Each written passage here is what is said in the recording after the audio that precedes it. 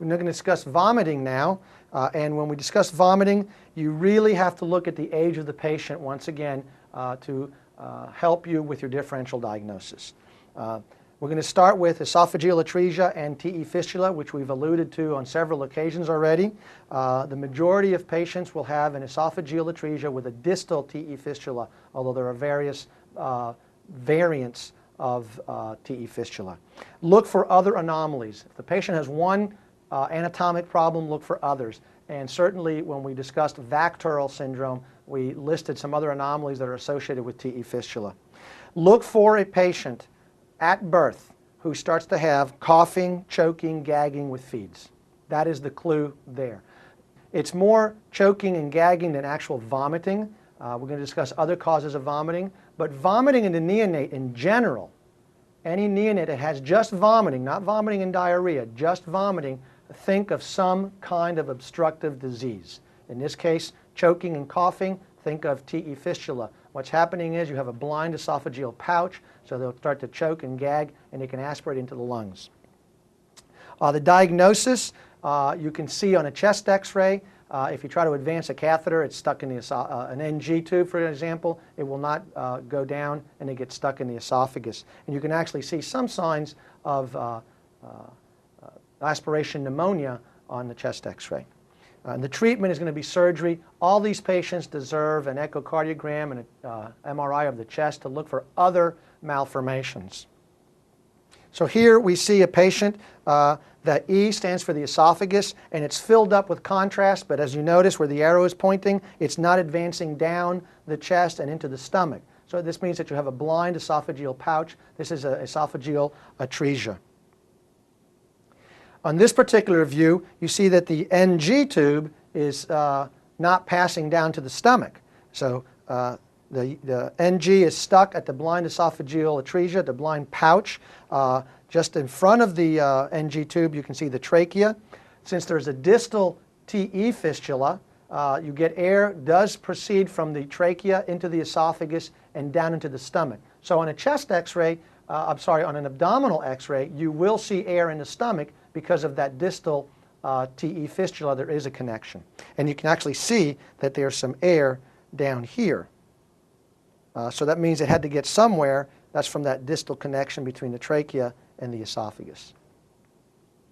The treatment for this is going to be surgical repair. Gastroesophageal reflux disease is not just in adults. Babies get that all the time. And now typically as they get older, it becomes less and less. This is secondary to a lower esophageal sphincter tone. The lower esophageal sphincter is not a true sphincter per se, but it does have a certain amount of muscle tone. And if it's low enough, it does permit gastric reflux, and so contents can go up the esophagus. And they go up high enough, they can cause some severe symptoms. About half of them will resolve as they get older in the older children. But most reflux in infants gets better on its own. The clinical presentation of GE reflux disease is going to be regurgitation associated with feeds. So sometime afterwards, maybe half an hour later, after the feeds, the baby starts to have regurgitation. Now, a lot of babies have wet burps and spit ups, but these babies have much more than that. They can actually even have signs of esophagitis. It really irritates to have that acid, pH of about 2, going up your esophagus, so it does hurt, and they will cry and be fussy. They can arch their backs, and that's what's called Sandifer syndrome. Sandifer syndrome occurs with almost a pistotonic posturing of the baby associated with GE reflux. And it's because of two things. It hurts, and the babies hyperextend themselves to prevent aspiration. Babies can have apnea because the reflux can actually cause laryngospasm try to prevent aspiration, and they can have apneic episodes. And the patients can also have signs of aspiration pneumonia, such as coughing and choking, and also you can actually hear sometimes on a lung exam. The diagnosis, once again, a very good, thorough history. The differential diagnosis includes milk and food allergies, also pyloric stenosis. Now, with pyloric stenosis, the typical presentation is going to be projectile vomiting, non-bilious projectile vomiting. We'll get to that shortly. Also, intestinal obstruction can be part of your differential with GE reflux disease, although these patients have a slightly different presentation. It's more vomiting than actual spitting up, and it's more of an acute thing. Infections can certainly mimic reflux, and we've already mentioned TE fistula, although with TE fistulas, it's mostly choking and gagging, and typically with the initial feeds at birth. Increased intracranial pressure causes vomiting also because as a manifestation of the increased pressure. The best test for diagnosis of GE reflux disease that we have at this time is the esophageal pH probe. So what you do is you slide a pH probe into the distal third of the esophagus and monitor the patient over a 12 to 24-hour period, and if the pH drops, that means, for a significant period of time, that means that you have reflux disease. And that's probably the best test that we have available right now. There are other tests that are listed there. If you have to pick one, pick the pH probe. Management of reflux disease is, first of all, conservative. You can try thickening the feeds. You can try keeping the child upright for a longer period of time, what we call anti-reflux measures.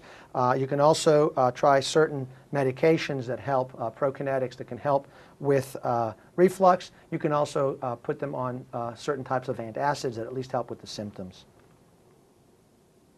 That would be the pharmacologic management like the H2 blockers or the proton pump inhibitors, and you can have prokinetics like metoclopramide. Surgery is left for medical management failure, and it consists of a fundoplication. This is more than super, ultra, mega, duper high yield pyloric stenosis. Pyloric stenosis is going to be shown on the exam in one way or another, most likely. One thing to remember about pyloric stenosis, it is not present at birth. So when you're reading the test question, they say the baby's had vomiting since birth and is projectile. Since birth, eliminate pyloric stenosis. Usually it starts at around 2 to 4 weeks of age. It's more common in firstborn and in males, but females can have it also. They will have non-bilious projectile vomiting. Think of the anatomy. The pylorus is hypertrophied, so it's just gastric contents that are being vomited, therefore they can't have bile in it. So non-bilious projectile vomiting is a definite clue of, to make you think of pyloric stenosis. If they start mentioning bilious vomiting, something else. These patients basically throw up about half of what they've taken, and they're still hungry afterwards. They want to eat again because they didn't get all the calories they needed. These patients will present with some typical lab findings. The classic lab finding is listed for you there. Hypochloremic, hypokalemic, metabolic alkalosis.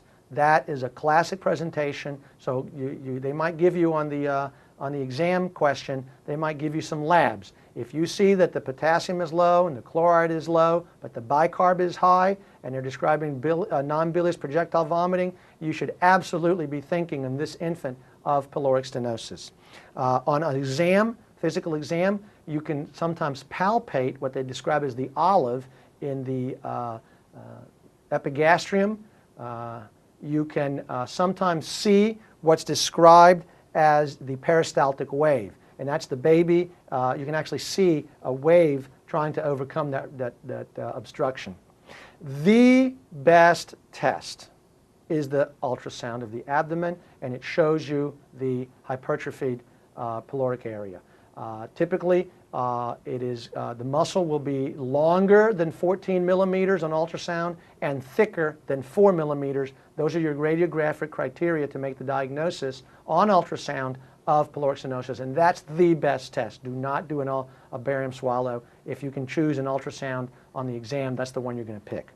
And you need to correct the fluids and electrolytes, and afterwards the surgeon can take the child and do a pyloromyotomy, and within 8 hours the child is eating and keeping everything down. Duodenal atresia is part of your differential diagnosis. It's easy to tell them apart. Duodenal atresia will be present from birth, and since the obstruction is further down, it's going to be bilious vomiting. This is associated with trisomy 21, don't forget that. Babies with biliary duodenal atresia will have polyhydramnios. That means that there's a lot of amniotic fluid because obviously they can't swallow all of it because there's an obstruction.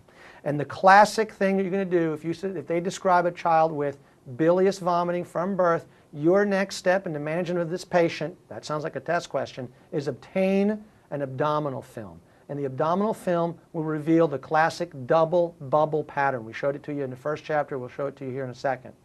That shows you the dilated gastric area, and then it shows you just past the pylorus towards the obstruction, another dilated area. And after that, it's going to be pretty much nothing else there. There's no air distally because of the obstruction. These patients require surgery. So here you have the gastric bubble, and then the duodenal bubble, and if you notice, there's a paucity of air. There's no air distally because of the obstruction. Malrotation with volvulus. Again, this can cause vomiting. Vomiting in the neonate by itself should be considered obstruction until proven otherwise. With malrotation with volvulus, you can have intestinal rotation, and it's incomplete. It can cut off its vascular supply. Since it's incomplete, you can have some stools distally for a while anyway, but then you're going to have persistent vomiting. You can have a midgut volvulus, or you can have volvulus with the bands of Ladd, which is a duodenal obstruction. These may not present right away in the newborn period. They may present later down the road, but usually in the first year of life. And it can be either acute vomiting, or sometimes it can be chronic vomiting. I've seen both of them recently. One of them was actually an older child that had chronic vomiting, and part of the workup revealed malrotation. And these babies will need surgery as their definitive treatment. The diagnosis, the first thing you're going to do is get an abdominal film, and you look for the bile gas pattern. There will be a bile gas pattern distal to the duodenum, but it will be shifted over to one side because of the malrotation. You can also see malpositioning of other landmarks, such as the around the ligament of Treitz, and the treatment is going to be surgical. Here you see an upper GI, and the contrast is in the stomach, and then it's coming down, but typically it should go into the duodenum. The fact that it crosses the midline tells you it's in the duodenum, but the duodenum should come down this way, and typically the normal duodenum should come out all the way out to here, and then it goes back over. Well, in this case, you see that it doesn't come back over. This is very indicative of a malrotation, and so the surgeons will take care of that for you, the baby.